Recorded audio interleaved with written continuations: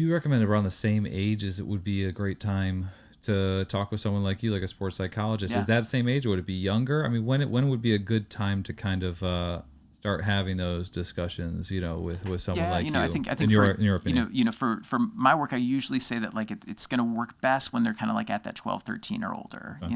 That's like a really good age. They're able to kind of think a little bit more abstractly. Like their goals are a little bit more focused in terms of what's going on. Yeah. Certainly, I've had some kind of younger athletes, but those are usually like some of these kids who are really serious at a young age, kind of like gymnasts and tennis players, that kind of stuff, where they may be, at 10 or 11, they're traveling the country already, Right. in terms of Right. what's going on, these really gifted, kind of young athletes.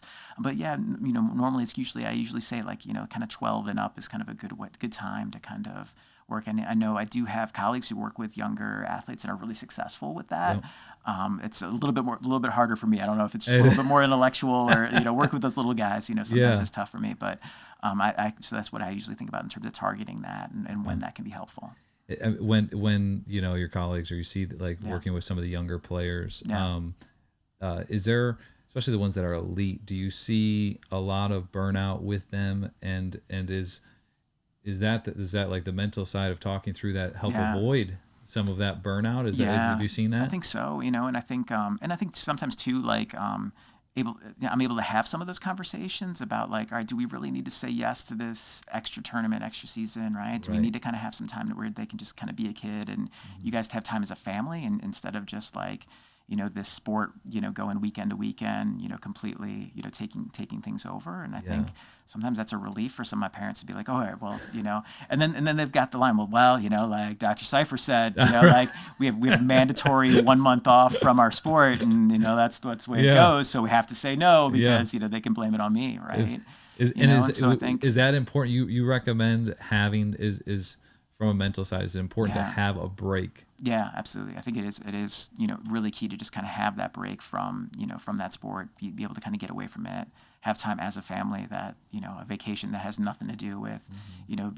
playing a tournament on the, Thursday to Sunday kind of thing. Yeah. I think having those things are really important, and I do, I prescribe those things, Yeah. like in terms of that, and prescribe some of those breaks that are really important, especially when athletes are really serious and are in these kind of like year-round sports that continue all the time, and we could, if we're not careful, like Mhm. get them in this like 12-month cycle that's like there's no time off, no time away, and we see the psychological detriments to that. We see the physical detriments. I've What had are some of the psychological detriments of that, just so we Yeah, have people that, because I think again, it's one of those absolutely. things we kind of know, but we Yeah, don't talk about enough, yeah, because I yeah, think even most young players are in programs yeah, like that. It's a 12-month program. I yeah, go right from the season. I have yeah, tryouts for the next year. We start right, up right away. We're yeah, practicing and we go. And I think a lot of people view that as, hey, that's great. We're getting more time. yeah, We're getting good yeah, value for our money. yeah, And there's elements that are true to yeah, that. yeah. But like, what could be the psychological detriment Yeah, I to mean, doing I that? think, well, I think I see these, young people who at 17, 18, they're just kind of completely burnt out on their sport, right? They Mhm. just, they don't like it anymore. They don't want to do it. They're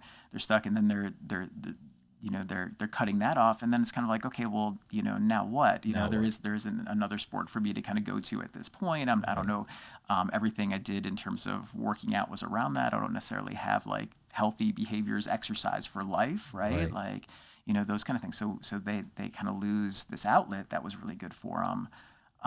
But they don't want to stick with that outlet. So like, it's kind of like, now what, Right. And so I think sometimes like that, like having that big picture in mind, right? Like, what kind of relationships do we want them to have with the sport at 18, 19, right? Like, everybody's like, oh, the scholarship or committing to the college and those kind of things. But if you commit to the college and you hate it and you don't want to go, you hate the sport at that point, and you're completely burned out when you're going to be doing more work than you're ever going to be doing at that age, Right. right? Like, that 14, 15-year-old is that important to be, so all in professional mindset then when, like that's just going to burn them out at 17, 18. Like, what's your goal as a parent, right? When Mhm. they're quitting on you, and they're quitting on the sport Yeah. at that age when they still have all this opportunity, they still have all Right. this what's going on, In reality, I mean, what's 1 month Yeah, taken off, in the whole absolutely, scheme of things, right? absolutely, yeah, It's not like, your kid's not going to be, still Right. really good. Are you still Yeah. training 11 months of the year, Absolutely. right? I mean, Right. you're still Yeah. putting in a lot of work. Absolutely. Yeah. And then do you think, people that are kind of went all in, even if they didn't burn out, but Yeah. when their, because everyone's career ends, right? At Yeah. some Yeah. point in time, do you find that it's harder for them to deal with that career ending because their Yeah. whole life has been nothing but this? Right. Yeah. And then they don't have any other These hobby these or other anything part like of the it, other, these right? other Yeah. elements. And then it's I mean, I've seen a lot Yeah. happen with pro guys a lot of Yeah. times when their career ends, Yeah. they go into a depression, Yeah. especially if it's ended with like an injury or something like Mm-hmm. that, where it's something Mm-hmm. out of their control. Yeah. And it's hard for Yeah. them to come to grips with this is it, because Yeah. when you talk with them, it's like, well, this is all I've done Right. Yeah. since Yeah. I was 5 years old. I Right. haven't done Right. anything else, Yeah. So is there that kind of element too? Yeah, Like, and especially like a lot of my work, especially being in sports medicine, is around injury recovery. Right. And so like helping through, and so that's part of like is kind of broadening out that identity, right? That like you're a person who plays baseball. You're not a baseball player, and that's the only thing I am, Yes. right? And so that can be a time to kind of explore these other aspects or interests in a way that's good and okay for you, and I've seen that with a lot of athletes where like that's then impacted their decision about college, right? Because it's kind of like, oh, it's it's D1, I have to get kind of go do that, as opposed to, okay, wait, this is the academic fit, right? This is the athletic fit for me. This is they can make a better, well-informed decision. And instead of just kind of chasing like that's the highest level I'm going to play, so I have to kind of play there, as opposed to this is the coach that really wants me. This is the level. This is the best academic fit for me in terms of my future career as a physical therapist, or Right. those kind of things. And so you can put them in a healthier place where it's like, okay, then I'm not just chasing. Has to be the ACC school, and that's the only Right. level of success for me.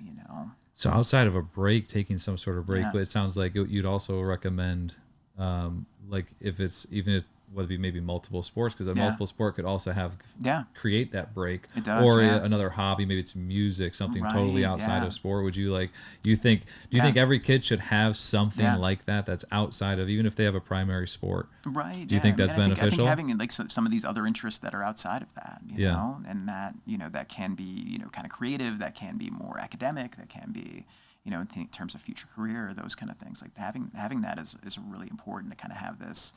And even like just a really positive perspective on your sport, right? Because then it's not, everything doesn't become life or death if I have these other things that I know I'm also good at, Right. right? Like that's pretty huge. That's a great point. Yeah. Absolutely. So if it's 0 for 4, it doesn't feel like my world's crumbling, because like Your whole world is not built on it's, that it's, it's just 0 for 4. it's just one day, right? Like Right. it was just one game. I don't like tomorrow's a new day, that kind of stuff, and like I'm gonna go home. There's a recent interview with like the Louisville basketball coach. I don't know if Okay. you saw that. No, I didn't see it. And he was like at the end of the day, he's like I get really nice shoes for free. He's like, I wear a sweatshirt to work, right? He's like, my wife's hot, right? Like he's like this is basketball, right? Yeah. Like like we have to keep that in perspective too. Yeah. He's like, there's a lot of things that are going on. It's like, yeah, we've lost some games, right? But like Yeah. like my perspective on life is a lot different, you know, Yes. like with that, right? And there's a lot of healthy parts to that. That is, yeah, I have all these other things going on in my life, so I don't have to like ride the roller coaster of like, I was 4 for 4, so everything's great. I'm 0 for 4, everything's horrible, right? We kind of got to get off that roller coaster a little bit. We talked with Lloyd McClendon. He was the hitting coach for the Tigers for a long time, and it was so like Miguel Cabrera, obviously Yeah. unbelievable hitter, and we were asking him just like, what's it like to be, Miguel Cabrera's hitting coach, and Yeah. what's his, and I mean he had nothing but he just raved about him, but he said one Yeah. of his greatest assets was his the mental side of it, Yeah. and how free he played. Yeah. And he said, Miguel would go 0 for 4 one day, and he'd come into my office and he'd knock on the door and say, Lloyd, you are the worst hitting coach I have ever seen in my life. But then he'd go, but tomorrow you're going to be the best. That's right. Yeah, and that's just how he played. Yeah, That's how he yeah, played the absolutely, game, just yeah. like this free, Yeah, absolutely. and I think it's a good point. I think having your life also have other elements Yeah. kind of Absolutely. makes a lot of sense, that your world wouldn't crumble down by Absolutely, just yeah. one day of having a bad one. But if your life Right. does revolve around that, Yeah. it's very easy to understand Yeah. how hard a kid, Yeah. or even a professional athlete would take those days. Absolutely. Would you say that like coming to see someone like you, a sports psychologist, is beneficial for all people, even if they're not struggling with anything mentally? Yeah. It's just like, and they feel great, they're having a good time, but like Yeah. still beneficial to come in and chat. Yeah, and I think it can be just kind of be like, even to just like establish that connection, like it's not necessarily like what we can kind of put some core skills in place that might help you to be really good for your season. And then, may not see that guy for a while, right? Like I was kind of saying, like, you're not signing up for this every week for the rest of your life here, right? Like, 6 to 10 sessions, we're going to put a good set of skills in, and put a good plan together.